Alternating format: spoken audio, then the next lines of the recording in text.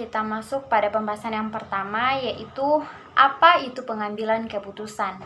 Menurut Desmita, pengambilan keputusan itu merupakan salah satu bentuk perbuatan berpikir dari satu perbuatan itu yang disebut dengan keputusan. Sedangkan menurut Robbins and Judge, pembuatan keputusan yang baik adalah rasional dan kreatif. Baik, kita masuk pada pembahasan selanjutnya, yaitu dasar pengambilan keputusan. Di dalam dasar pengambilan keputusan itu terdapat intuisi, pengambilan keputusan yang berdasarkan perasaan yang bersifat subjektif. Di dalam pengambilan keputusan ini membutuhkan waktu yang relatif singkat, namun dapat memberikan kepuasan terutama untuk masalah-masalah yang bersifat kemanusiaan. Yang kedua yaitu pengalaman. Pengambilan keputusan berdasarkan pengalaman itu memiliki manfaat bagi pengetahuan praktis, karena dengan pengalaman yang dimiliki seseorang, maka dapat memperkirakan keadaan sesuatu dengan memperhitungkan untung ruginya dan baik buruknya keputusan yang akan dihasilkan. Yang ketiga itu fakta. Pengambilan keputusan berdasarkan data dan fakta empiris itu dapat memberikan keputusan yang sehat, solid, dan baik. Dengan fakta, tingkat kepercayaan terhadap pengambilan keputusan itu dapat lebih tinggi, sehingga orang dapat menerima keputusan yang dibuat dengan rela dan lapang dada. Selanjutnya yaitu wewenang. Hasil keputusan dapat bertahan dalam jangka waktu yang cukup lama dan memiliki otentisitas, tetapi dapat menimbulkan sifat rutinitas, mengasosiasikan dengan praktik diktatorial dengan sering melewati permasalahan yang seharusnya itu dipecahkan sehingga dapat menimbulkan kekaburan. Yang terakhir yaitu rasional. Keputusan yang diambil secara rasional biasanya objektif, namun perlu menyesuaikan dengan nilai-nilai masyarakat yang berkembang dan diakui saat ini. Baik, kita masuk ke pembahasan selanjutnya, yaitu mengenai 4 kategori keputusan. Yang pertama yaitu keputusan representasi. Pengambilan keputusan menghadapi informasi yang cukup banyak dan mengetahui dengan tepat bagaimana memanipulasikan data tersebut. Yang kedua yaitu keputusan empiris. Suatu keputusan yang sedikit informasi tetapi memiliki cara yang jelas untuk memproses informasi yang telah diperoleh. Yang ketiga yaitu keputusan informasi. Suatu situasi yang banyak informasi tetapi mengandung banyak konvergensi tentang bagaimana memproses informasi yang ada. Yang keempat yaitu keputusan eksplorasi. Suatu situs yang minim informasi dan tidak ada kata sepakat tentang cara yang akan diikuti untuk memulai mencari informasi. Kita masuk pada pembahasan selanjutnya yaitu proses pengambilan keputusan. Proses pengambilan keputusan itu adalah sebuah proses langkah demi langkah yang sistematis untuk mengambil keputusan. Berikut terdapat 6 langkah dalam proses pengambilan keputusan yang rasional. Yang pertama yaitu mendefinisikan masalah. Identifikasi keputusan dengan cara mengenali dan mendefinisikan masalah atau peluang yang ada dan memutuskan terkait dengan hal tersebut. Yang kedua yaitu menganalisis masalah, mencari informasi sehingga kita dapat mengambil keputusan yang didasarkan atas fakta dan data. Yang ketiga yaitu mengembangkan beberapa alternatif sosial. Identifikasi beberapa alternatif terkait dengan masalah atau isu yang ada sehingga kita memiliki berbagai solusi. Yang keempat, memilih satu solusi terbaik. Solusi terbaik dapat diambil setelah dipertimbangkan secara matang dan dari data dan bukti pendukung. Yang kelima yaitu mengimplementasikan keputusan yang sudah dibuat. Yang keenam yaitu menindaklanjuti keputusan. Pembahasan selanjutnya yaitu mengenai kelebihan dan kelemahan pengambilan keputusan kelompok. Berikut terdapat kelebihan pengambilan keputusan secara kelompok. Yang pertama yaitu kelompok dapat menghasilkan informasi dan pengetahuan yang lebih lengkap. Yang kedua, kelompok dapat menghasilkan ide, pandangan, strategi yang lebih beragam sehingga membuka kesempatan terhadap lebih banyak pendekatan dan alternatif untuk dipertimbangkan. Yang ketiga yaitu solusi untuk mengoreksi kesalahan kelompok dapat lebih cepat diketahui dan ditolak. Yang keempat, kelompok itu memiliki memori yang lebih akurat tentang fakta dan kejadian dibandingkan yang dilakukan secara individual. Nah, kemudian selanjutnya, kekurangan pengambilan keputusan secara kelompok. Di samping kelebihan, pengambilan keputusan secara kelompok juga memiliki kekurangan. Yang pertama, biasanya akan menuntut waktu yang lebih banyak untuk mencapai sebuah solusi. Dan seringkali terdapat tekanan-tekanan konformitas dalam kelompok. Dan tak jarang juga didominasi oleh 1-2 orang dari anggota kelompok. Dan juga, anggota kelompok biasanya menderita dengan adanya tanggung jawab yang ambigu atau tanggung jawab dari anggota tunggal yang tidak jelas. Baik, saya akan melanjutkan penjelasan materi dari rekan saya. Nah, materi selanjutnya yakni faktor-faktor yang meningkatkan efektivitas pengambilan keputusan kelompok. Terkait akurasi, keputusan kelompok biasanya lebih cermat dibandingkan keputusan rata-rata individu. Ada beberapa faktor yang mendukung untuk meningkatkan efektivitas pengambilan keputusan secara kelompok, yaitu yang pertama ada interdependensi. Para anggota saling bergantung satu sama lain secara positif karena kesuksesan sebuah kelompok tidak akan tercapai tanpa tindakan dari semua anggota. Kemudian yang kedua ada accountability.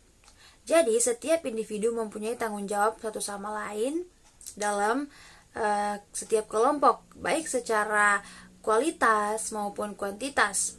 Kemudian yang ketiga, promotive interaction, yakni masing-masing anggota saling mendorong dan saling memberikan kesempatan satu sama lain dalam menyelesaikan tugas. Yang keempat, para anggota kelompok diharuskan untuk memiliki beberapa keterampilan sosial karena apabila kelompok tidak memiliki social skill, maka besar kemungkinan kelompok tersebut tidak akan produktif. Dan yang kelima, anggota kelompok secara teratur mendiskusikan bagaimana supaya anggota efektif bekerja sama dan keterampilan apa yang dibutuhkan untuk meningkatkan fungsi kelompok di masa mendatang. Baik, selanjutnya yakni mengenai faktor penghambat pengambilan keputusan secara kelompok. Ada beberapa faktor. Yang pertama, kelompok yang kurang matang. Yang kedua, tidak ada kritik dari anggota. Yang ketiga, terjadinya kemalasan sosial. Yang keempat, terjadinya konflik tujuan. Terjadinya konflik tujuan kelompok yang berbeda antara anggota kelompok yang satu dengan anggota kelompok yang lainnya. Yang kelima, kegagalan berkomunikasi dan ketidakmampuan dalam menafsirkan informasi. Dan yang keenam, sifat mementingkan diri sendiri atau egosentris dari para anggota kelompok. Nah, selanjutnya mengenai metode pengambilan keputusan secara kelompok. Beberapa teknik atau metode dalam pengambilan keputusan secara kelompok yaitu yang pertama, pengambilan keputusan oleh otoritas tanpa diskusi kelompok. Metode ini tidak efektif karena hanya diambil oleh pihak yang memiliki otoritas, misalnya seperti ketua kelompok. Nah, bisa jadi keputusan tersebut tidak dapat diterima oleh anggota kelompok yang lainnya. Kemudian yang kedua, keputusan diambil oleh otoritas setelah mengadakan diskusi kelompok maupun curah pendapat atau bisa dikatakan brainstorming. Yang ketiga, ada kemungkinan bahwa keputusan diambil oleh seseorang ahli atau orang yang paling ahli dalam kelompok tersebut. Kemudian ia memberikan penjelasan tentang tentang keputusan yang diambilnya. Nah, namun metode ini akan menemui hambatan, yaitu menemukan orang yang dapat diterima sebagai orang yang paling ahli dalam kelompok tersebut. Nah, kemudian yang keempat, keputusan yang diambil dengan rata pendapat dari para anggota. Jadi dari berbagai pendapat beberapa anggota yang sudah dikemukakan, kelompok akan mengambil reratanya dan disepakati sebagai keputusan bersama. Dan yang kelima, keputusan diambil oleh minoritas, yang artinya 2 atau 3 anggota kelompok akan diwakili oleh anggota kelompok dalam mengambil keputusan. Nah, materi selanjutnya mengenai perancangan sistem pendukung keputusan kriteria majemuk pada pengambilan keputusan kelompok. Ya, ini yang pertama ada pendekatan pengambilan keputusan. Nah, proses pengambilan keputusan di dalam kehidupan kelompok adalah suatu proses yang selalu terjadi, di mana hal ini merupakan denyut nadi jalannya sebuah kelompok. Proses ini terdiri dari 3 fase, yaitu yang pertama ada intelijensi. Nah, di tahap intelijensi ini merupakan proses penelusuran dan pendeteksian dari lingkup problematika serta proses pengenalan masalah. Nah, kemudian di tahap yang kedua ada tahap desain. Nah, tahap desain ini merupakan proses menemukan, mengembangkan, dan menganalisis alternatif tindakan yang bisa dilakukan. Nah, tahap ini meliputi proses untuk mengerti masalah, menurunkan solusi, dan menguji kelayakan solusi tersebut. Nah, kemudian yang selanjutnya ada choice. Nah, pada tahap ini dilakukan proses pemilihan di antara berbagai alternatif tindakan yang mungkin dijalankan. Nah, hasil pemilihan tersebut kemudian akan diimplementasikan dalam proses pengambilan keputusan. Kemudian selanjutnya mengenai pengambilan keputusan individu dan kelompok. Pada dasarnya, pengambilan keputusan kelompok berdasar pada pengambilan keputusan secara individu dalam kelompok. Nah, adapun dalam bagian ini dibagi menjadi 2, yaitu pengambilan keputusan individual dan pengambilan keputusan kelompok. Dan yang pertama, pengambilan keputusan individual. Beberapa metode pengambilan keputusan individu antara lain ada the satisfying model. Jadi esensi dari the satisfying model ini pada saat dihadapkan pada masalah yang kompleks, pengambil keputusan akan berusaha untuk menyederhanakan masalah-masalah tersebut. Nah, kemudian ada the optimizing decision making model. Dalam model ini, seorang akan mengambil keputusan yang penuh keyakinan, berusaha menyusun alternatif-alternatif, kemudian memperhitungkan untung rugi dari setiap alternatif itu terhadap tujuan dari kelompok. Nah, kemudian ada the implicit favorite model. Seperti halnya pada model satisfying sebelumnya, pada model ini pun menyangkut proses penyederhanaan masalah yang kompleks menjadi masalah yang tidak terlalu kompleks oleh individu pembuat keputusan. Nah, kemudian yang kedua, pengambilan keputusan kelompok. Beberapa metode pengambilan keputusan kelompok antara lain sebagai berikut. Yang pertama ada Nash Bargaining Solution. Nah, Nash Bargaining Solution ini adalah salah satu cara memandang masalah keputusan kelompok adalah sebagai tawar-menawar atau bargaining. Kemudian yang kedua, additive utility.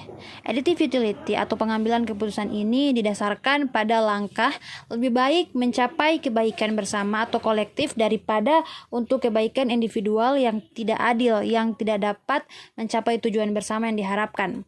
Kemudian yang ketiga ada metode Delphi.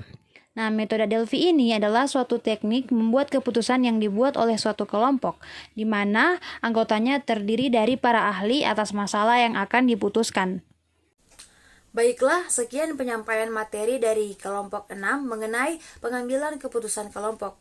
Lebih dan kurangnya mohon dimaafkan. Terima kasih. Wassalamualaikum warahmatullahi wabarakatuh.